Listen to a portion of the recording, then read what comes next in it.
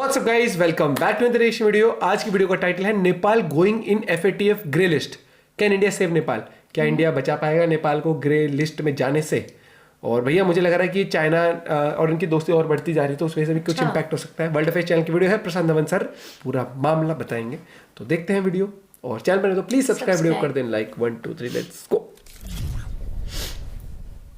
नमस्कार and welcome you world affairs. मैं हूं प्रशांत धवन। अगर आपने वर्ल्ड अफेयर्स को सब्सक्राइब नहीं किया है तो subscribe to World Affairs now. यहाँ पे आप लोग बिल्कुल ठीक पढ़ रहे हो।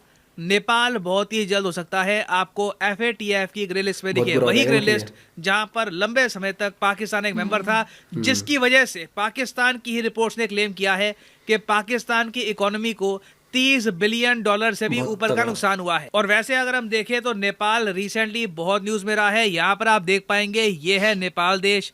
नेपाल में रिसेंटली चुनाव हुए और चुनाव के रिजल्ट के बाद कोई सरकार बन नहीं पाई, मगर अंत में जो कम्युनिस्ट यहाँ पर लीडर थे सब इकट्ठा हो गए और एक प्रो चाइना गवर्नमेंट नेपाल में बन गई। आज के समय आप अगर देखो तो नेपाल में प्राइम मिनिस्टर है प्रचंड, जो बताया जाता है कि प्रो चाइना KP ओली की मदद से अपनी सरकार चला रहे हैं। और आपने इससे रिलेटेड बहुत सारे आर्टिकल्स देखे होंगे कि नेपाल चाइना रिलेशंस को एक बड़ा बूस्ट मिला है, मगर इंडिया और US वेरी है, मतलब कि काफी केयरफुल है कि अब नेपाल में कैसी सरकार बनेगी।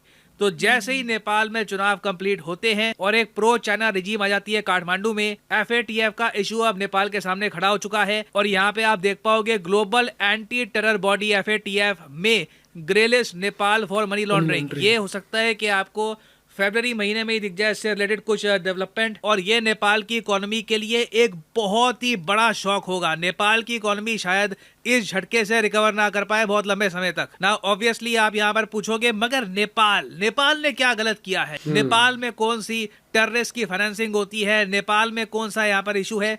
सब कुछ मैं यहाँ पे आपको समझाऊंगा, बहुत कुछ आपको जानने को मिलेगा ना। ऑब्वियसली आपके माइंड में सबसे बड़ा क्वेश्चन ये होगा कि क्या नेपाल जेन्युइनली ग्रे लिस्ट में जाएगा FATF की? वैसे जो लोग इस बात को लेकर अभी कंफ्यूज्ड हैं कि FATF है क्या, एक ब्रीफ एक्सप्लेनेशन आपको मैं ये दे दूं। FATF की फुल फॉर्म है फाइनेंशियल एक्शन टास्क फोर्स। ये एक इंटर गवर्नमेंटल संगठन है जो आपको मिलेगा पेरिस फ्रांस में।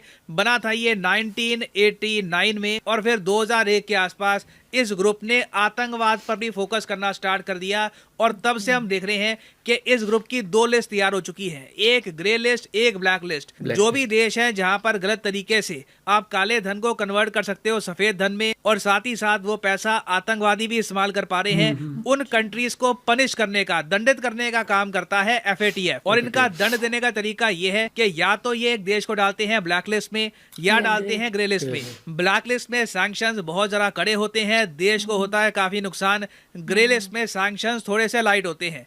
अब ब्लैक लिस्ट में आप अगर देखो FATF की तो 2 देश आपको मिलेंगे प्राइमरली, एक नॉर्थ कोरिया और दूसरा ईरान।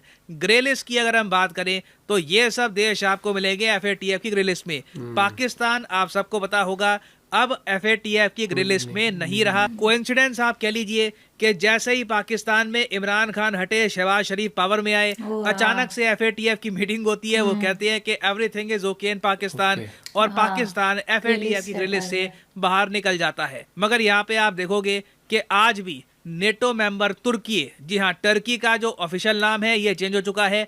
अब टर्की खुद को बुलाना पसंद करता है तुर्की। तो तुर्की यहाँ पे आपको मिल जाएगा। उसके अलावा Uganda, United Arab emirate, south Sudan, ये सारे देश आज के समय FATF की ग्रे लिस्ट में हैं। और कहीं ना कहीं इनकी इकोनॉमी को इससे लॉस भी हो रहा है। और ये जो लिस्ट है इसमें पॉसिबिलिटी है कि बहुत ही जल्द नेपाल भी ऐड हो जाए। अब अगर आप सोच रहे हैं कि नेपाल में तो मनी लॉन्ड्रिंग ही हो रही होगी, आतंकवाद की फाइनेंसिंग नेपाल में कहां से होगी, तो मैं आपको बता दूं आतंकवाद की फाइनेंसिंग का भी इशू है नेपाल में। और आप में से कई लोग जान के हैरान होंगे कि ये पहली बार नहीं है नेपाल के इतिहास में जब नेपाल जा रहा होगा FATF की ग्रे लिस्ट में। इससे पहले 2008 से लेकर 2014 तक 6 साल तक नेपाल रहा था FATF की ग्रे लिस्ट में। और तब उस वक्त इंडिया ने नेपाल की हेल्प करी थी। इंडिया की मदद से नेपाल ने कानून बनाए अपने देश में जो मनी लॉन्ड्रिंग का सिंडिकेट है इसको कंट्रोल किया, और तब जाकर नेपाल ग्रे लिस्ट से बाहर आया था। मगर पिछले कुछ सालों में हमने ये देखा है कि नेपाल में ऐसी सरकारें बनी हैं जिनका एंटी इंडिया स्टांस रहा है, इंडिया के अगेंस्ट वो स्टेटमेंट देते हैं। फॉर एग्जांपल आप अगर देखो KP ओली, एक बहुत ज्यादा anti India Nepali prime minister थे। और केपी ओली के टाइम में आप ये भी बात नोटिस करोगे कि यूएसए ने ये भी वार्निंग दी थी कि इंडियन मुजाहिदीन जो एक आतंकवादी संगठन है जो काफी बार इंडिया को कर चुका है टारगेट, इनका सबसे बड़ा ऑपरेशन कहाँ चल रहा है? पाकिस्तान में नहीं, इंडिया में नहीं, बांग्लादेश में नहीं, नेपाल में। और ये स्टेटमेंट भारत की नहीं है, ये स्टेटमेंट यूएसए ने अपनी इंटेलिजेंस से खुद दी थी कि Nepal is now the biggest operation hub of Indian Mujahideen. और ना सिर्फ इंडियन मुजाहिदीन, बहुत सारे आतंकवादी संगठन हैं जो भारत को नुकसान पहुंचाना चाहते हैं, उनके ऑपरेशंस आज के समय नेपाल में चल रहे हैं। रीजन क्या है? रीजन ये है कि नेपाल में जो कानून है ओवर द इयर्स बहुत ज्यादा वीक हो गए हैं, कमजोर हो गए हैं। उसके अलावा जो लॉज की इम्प्लीमेंटेशन है ग्राउंड में, वो कानून प्रॉपरली फॉलो नहीं किए जा रहे। उसकी वजह से आज के समय नेपाल में बहुत आसान है कि किसी भी बैंक में ना आप गलत तरीके से काले धन को कन्वर्ट कर दो सफेद धन में। हाल ही में नेपाल में कई बैंक पकड़े भी गए ये काम करते हुए, गलत तरीके से टैक्स चोरी करके बिल्कुल काले धन को ये कन्वर्ट करते हैं सफेद धन में। फिर वो सफेद धन आप कैसे भी यूज कर लो, किसको भी दे दो।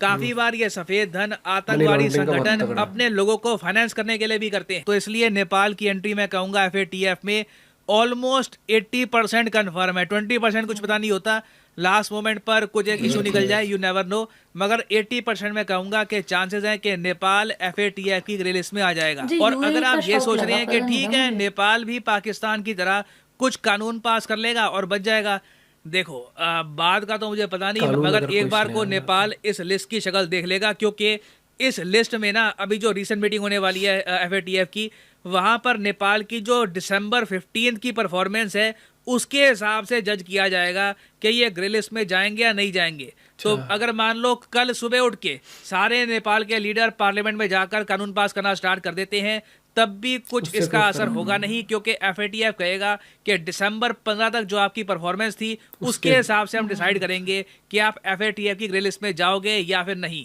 और ऑब्वियसली नेपाल जैसे ही जाएगा ग्रे लिस्ट में, नेपाल की इकोनॉमी पे होगा इसका बहुत ही नेगेटिव इम्पैक्ट। पहली बात तो नेपाल में इन्वेस्टमेंट अपने आप और ज़रा कम हो जाएगी। दूसरी बात ये है ट्रेड अपॉर्चुनिटीज कम होगी। फिर देखो नेपाल को जो लोन चाहिए वर्ल्ड बैंक से, एशियन डेवलपमेंट बैंक से, नेपाल की सरकार जो खुद बॉन्ड इशू करना चाहती है, कहीं से भी उधार नहीं आएगा। इसका वैसे एक नेगेटिव इम्पैक्ट ये हो सकता है कि नेपाल और ज़्यादा निर्भर हो जाए चाइना पर, चाइना से और ज़्यादा ये लोन मांगे। बट वो डिपेंड करता है कि चाइना लोन देने को तैयार होता भी है या नहीं। मगर हर तरफ से आप देखोगे नेपाल को बिलियंस ऑफ डॉलर्स का नुकसान होने वाला है। और याद रखिएगा नेपाल के पास UAE, सऊदी अरेबिया जैसे मित्र मुल्क देश नहीं है जो लगातार इनको 2 बिलियन 3 बिलियन डॉलर देते रहें ताकि इनके विदेशी मुद्रा भंडार थोड़े बहुत फ्लोट करते रहे हवा में। तो क्वेश्चन यहाँ पर यही आता है कि क्या भारत नेपाल को बचा सकता है? देखो मेरे हिसाब से चांसेस बहुत ज्यादा कम है। क्योंकि देखो आप अगर FATF के जो मेंबर हैं उनकी लिस्ट देखो, FATF के टोटल 39 मेंबर हैं। इन कंट्रीज को हम कहते हैं व्हाइट लिस्ट कंट्रीज, क्योंकि यहाँ पर कानून के हिसाब से कोई मनी लॉन्ड्रिंग बड़े स्केल पर नहीं हो रही, जिसका पैसा अल्टीमेटली जा रहा है आतंकवादियों के हाथ में। और आप देखोगे इस लिस्ट में आपको चाइना और इंडिया दोनों मिलेंगे। तो एक बार को इंडिया और चाइना अपनी तरफ से कोशिश करें कि नेपाल यहाँ पर बच जाए। बट जो वेस्टर्न कंट्रीज है, पहली बात तो वेस्टर्न कंट्रीज इस बात को लेकर खुश नहीं होंगी कि नेपाल में एक प्रो चाइना गवर्नमेंट बन चुकी है। फिर उसके बाद देखो बिल्कुल नेपाल में टेरर फाइनेंसिंग का इशू है, ये बात भी यूएसए इग्नोर नहीं कर पाएगा। यूएस खुद कह चुका है इंडियन मुजाहिदीन का सबसे बड़ा ऑपरेशन चल रहा है नेपाल में। तो यूएसए और यूएसए के मित्र मुल्क इतने सारे हैं यहाँ पर कि इंडिया चाहकर भी नेपाल को शायद ना बचा पाए। अगर नेपाल बचेगा तो FATF की अगर मान लो कुछ टेक्निकलिटी हो गई कि इस बार नहीं, अगली मीटिंग में हम डिसाइड करेंगे नेपाल को, या फिर और इनको एविडेंस चाहिए और प्रूफ चाहिए, वो अलग बात है। अगर FATF ने ऐसी कुछ बात कर दी उसके बारे में हम कुछ कह नहीं सकते। मगर अगर प्रोसीजर जैसे चलता है वैसा चला तो नेपाल बिल्कुल आपको FATF की ग्रे लिस्ट में दिखेगा। नाउ यहाँ पर मैं आपसे एक क्वेश्चन पूछना चाहूंगा कि क्या आपके हिसाब से इंडिया को बहुत ज्यादा प्रयास करना चाहिए नेपाल को बचाने के लिए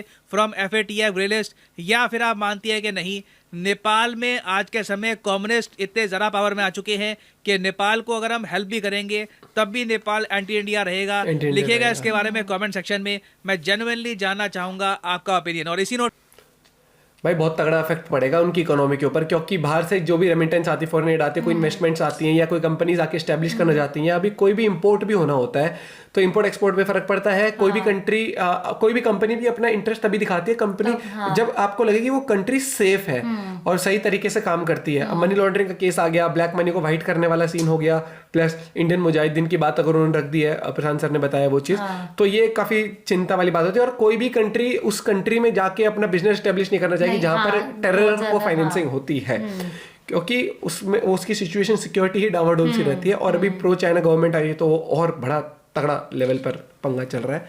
तो बाकी देखो, as a neighbouring country India में इंटरफेयर, मतलब इंटरफेयर नहीं, में हेल्प आउट, लेकिन उन्होंने बताया कि अब वो कोई डिसीजन, कोई बिल भी पास करेंगे तो वो भी उनके फेवर में नहीं जाएगा, क्योंकि 15 दिसंबर तक जो कुछ भी हलचल रही है देश में उसके ऊपर जज करा जाएगा। तो काफी लेट हो चुका है, लेकिन वही वाली बात है, अगर जजमेंट आई तो 80% चांसेस हैं कि वो सर ने बताया कि वो चीज़ है। और फिर वहां पर वही है, इकोनॉमिक और नीचे हो जाती है। मेरे को तो यूएई का शौक लगा, मुझे पता नहीं यूएई है, उसके ऊपर वीडियो बना रखी है सर ने, वो देख लियो, मैं तो भेज दूंगा। बाकी मिलते हैं एक वीडियो के साथ, अपना पॉइंट भी शेयर करना भूलिए। Bye bye, take care.